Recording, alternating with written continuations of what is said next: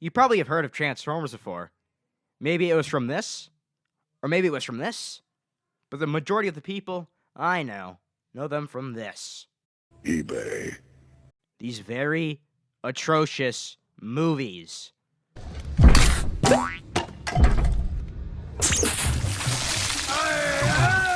Bumblebee, stop lubricating the man. How's it going? I'm Anything RL, and Transformers are very much a staple in the movie industry. I guess. Though they may have not had the best writing, they definitely had a great cast and characters. I love you, Shia LaBeouf. And most importantly, action, or as I like to refer to it, as Bayham. As of making this video, there are 6 installments of live-action Transformers movies, with another one on the way in 2023. I literally cannot wait for Rise of the Beast, guys. It'll be so sick. Because, well, you know, live-action Robo-Gorilla. And also Wheeljack is in it, so I'm biased. In this video, I will be ranking all 6 installments that there is right now from 6 to 1 countdown style. Though this part will only contain 6 to 4th, as another part will have my top 3. Please like if you want to see that, by the way.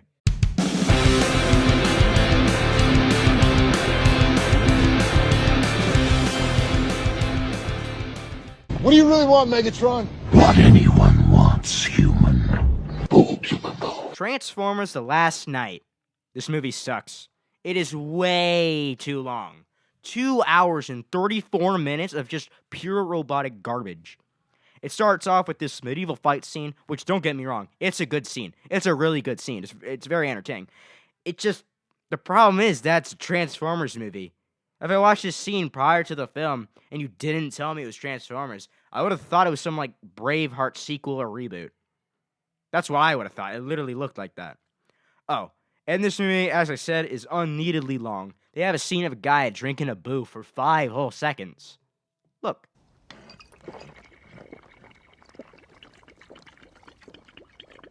It's boring. We have Mark Wahlberg, or Cade, back as the main star. And I don't really like Mark Wahlberg in these movies. I think he does a poor acting job.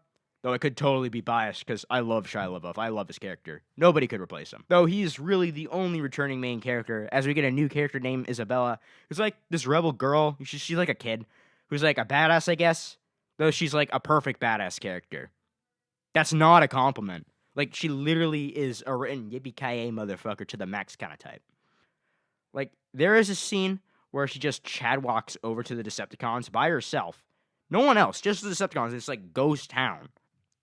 She is working with the Autobots, and she is definitely, and I hate to say this, a threat to the Decepticons. So maybe you should kill her. Like, I think that will be helpful to the least.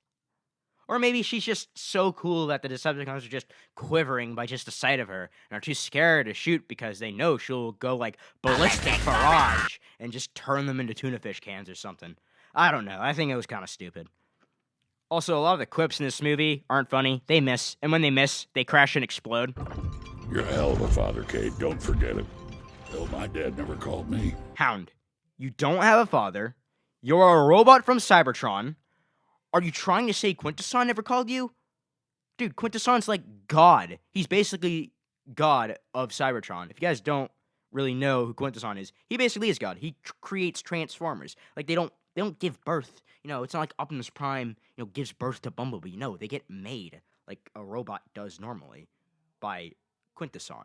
So they don't really, like, have dads. So this joke makes no sense. I hate this line. It makes no sense at all. Obviously, the budget in this movie went to everything else but the writing. Though, that's how most of these movies are, so I really can't give Transformers 5 that crap, because every movie has that problem. One thing I liked about this movie, if I had to give them any credit, is that I really liked the bigger cast of Decepticons, and them actually having a personality, and not just being some alien versus Predator robot ripoff. Like, they actually have character. You don't really see that in the Transformers films.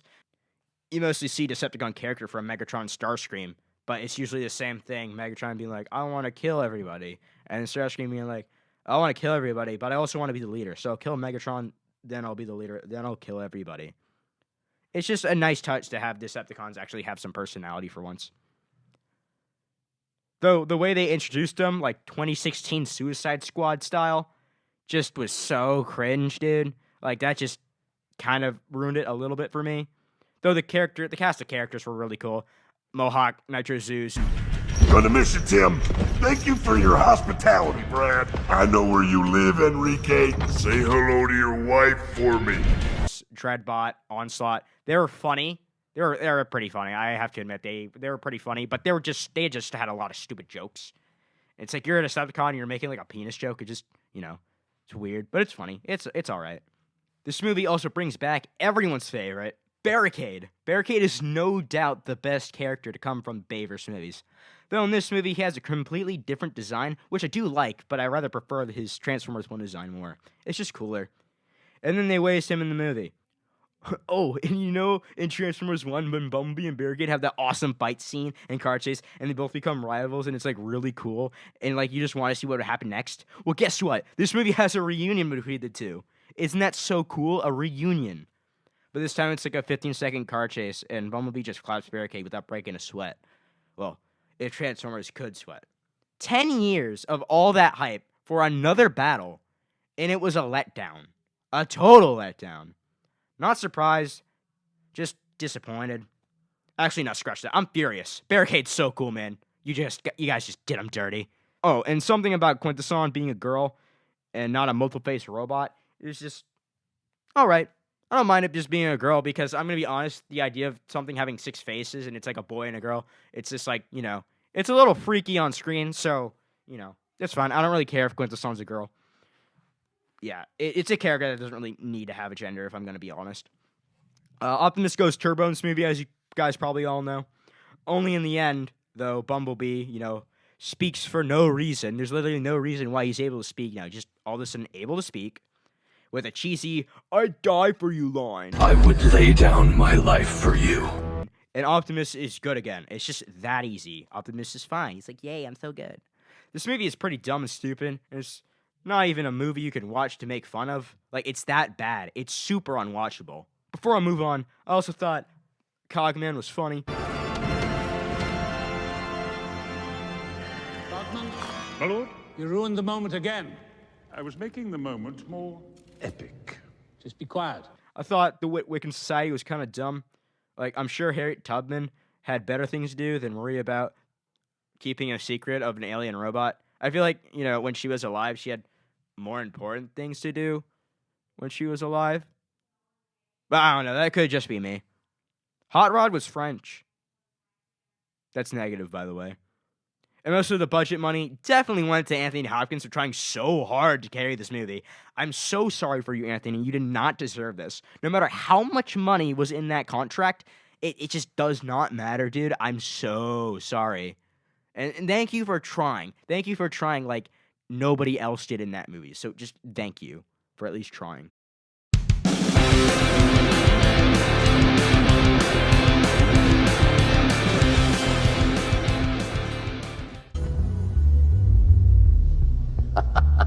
Oh my god, you've done it. Transformers: Age of Extinction. In this movie, there are no Decepticons. Well, Lockdown is in Decepticon. He's in the mercenary faction.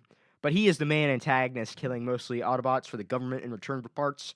In this movie, they killed off some Autobots in the beginning, which I feel was a terrible start and made me hate when I first saw it. Like, for real, they killed off Ratchet. The Ratchet death scene almost had me crying from seeing how betrayed Ratchet felt after being such a good ally to them.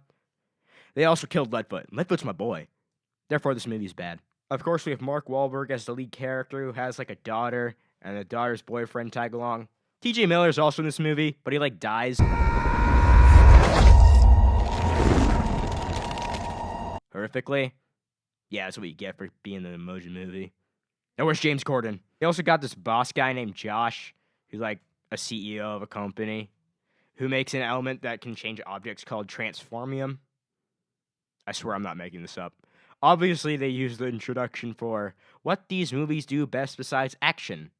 Product placement. He also has a crush on, like, an Asian lady named Sue. So they use the Transformers to make their own AI bots so they can be better than the Autobots. And then they name the main one Galvatron, just totally making him a throwaway character and not doing his G1 character any justice. They also have a guy named Sting, who is a clone of Bumblebee, but they say is better. But he's really not, because Bee's awesome. I forgot the other names, but the AIs, but, like, they're not really important. And since they were designed to be good, they obviously have to be bad. and want to commit mass genocide. So, this movie also introduces the Dinobots, which is cool, but they act like dinosaurs. See, I know this sounds like a dumb problem, but like in the shows, obviously, they can speak like English. Not well, like, like the me Grimlock, do whatever. They just straight up roar. Like, they don't talk. They literally are just dinosaurs. Like, even in robot mode, Grimlock roars. He roars. It's weird. It's really weird. Nothing else to really say about this movie other than, cool, Dinobots.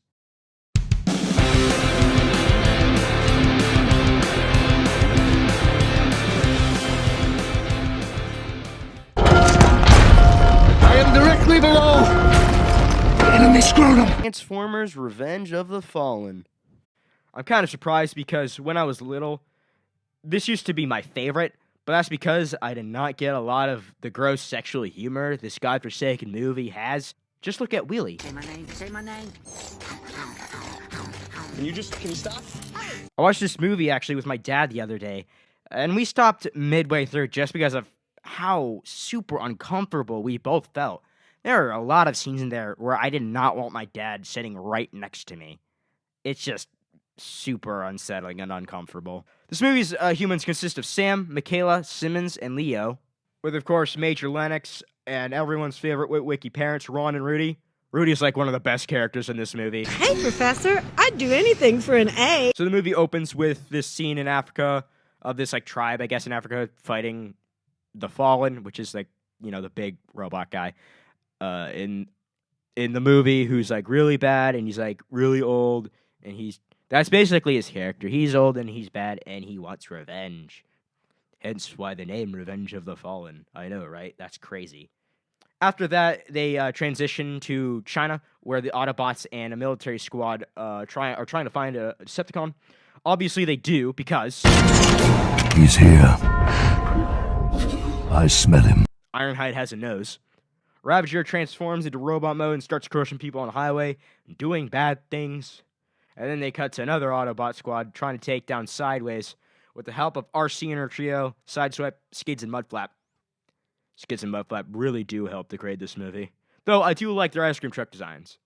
Sideswipe then kills Sideways with such a hot line. Damn, I'm good. Then Optimus drives out of a squad helicopter in such a heroic way. Like he's just got that Amber Alert and is now trying to find that silver 2003 Toyota Avalon. If you know what I'm talking about. He kills Ravager. Ravager gives spooky line before he dies. Any last words? This is not your planet to rule. The fallen shall rise again. That doesn't sound good. Not today. The opening scenes in China, in my opinion, were some of my favorite Transformers scenes of all time. But I think that's where the movie peaks, in my opinion, throughout the whole movie. Sam in this movie is going to college, packing his things. Then he reacts an all-spark shard, and the utilities in his kitchen try to kill him, like that penis robot blender thing. Bumblebee comes in and saves him, and yeah. Oh, also his mom's very sad about it, too. Look what I found. It's your little baby booties. In college, Sam meets Alice, who's a Decepticon spy, and she's freaky as heck. Take that any way you'd like. Optimus dies in this movie. Did you know that? Well, yeah, he does. After a 3-on-1 with Starscream, Grinder, and Megatron, and Optimus Prime does Grinder straight up dirty.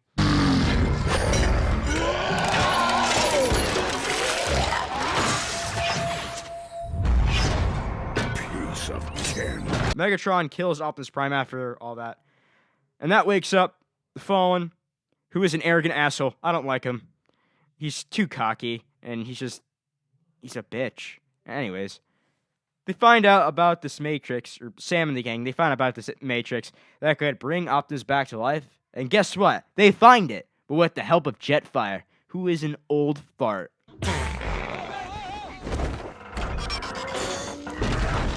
Though, he has maybe, like, the most well-written joke in history in this movie. Like, better than Trey Parker and Matt Stone. Earth? Terrible name for a planet. Might as well call it Dirt. Planet Dirt. Good stuff. They go to Egypt for the final battle, where they face the Constructicons. The Constructicons! I know! They're so cool! I wonder what Devastator looks like. Dear God. Devastator also has this power to like vor stuff, and his mouth is basically like a gigantic vacuum, but with like blades in his mouth. So if you get in there, you're dead. The movie almost gets better when Mudflap almost dies, though he pokes a hole through Devastator's eye and he starts beating him. See, Michael Bay, this is how you could have killed him on screen and not off screen, and you missed it. They bring Optimus back to life with the Matrix, but he needs more parts to like live properly. So Jetfire robots ooze himself and gives Optimus this really cool upgrade with his body parts, a jetpack. Then Optimus stops the phone from doing bad things like genocide. And we are all happy, and Optimus gives a speech followed by some good old Linkin Park. Now, overall, this movie can be unwatchable sometimes, like I mentioned, but I do think this movie gets fight scenes down. Like, I love the fight scenes from this movie. Like I said, the China fight scenes are my favorite in the series. So, that's what it does the best. I think the comedy is good, but yeah, the sexual humor can get a little too much, which I'm not a fan of, especially for Transformers. You know, it can work in other movies. I just don't think Transformers should be that kind of humor. But other than that, it's a decent movie. Watch it without using your brain kind of movie. And that's why it's really fourth. So that about wraps up this part. So if you guys want to see my top 3, also comment whatever the videos you'd like to see. But yeah, like if you want to see my part 2 for my top 3. I want to mainly talk about Transformers media on this channel now, but I definitely want to be flexible with other stuff. So tell me what other stuff you'd like to see me talk about, or just anything in general. Other than that, like, subscribe, and hit the bell, please. I'm Anything RL, and I'll see ya.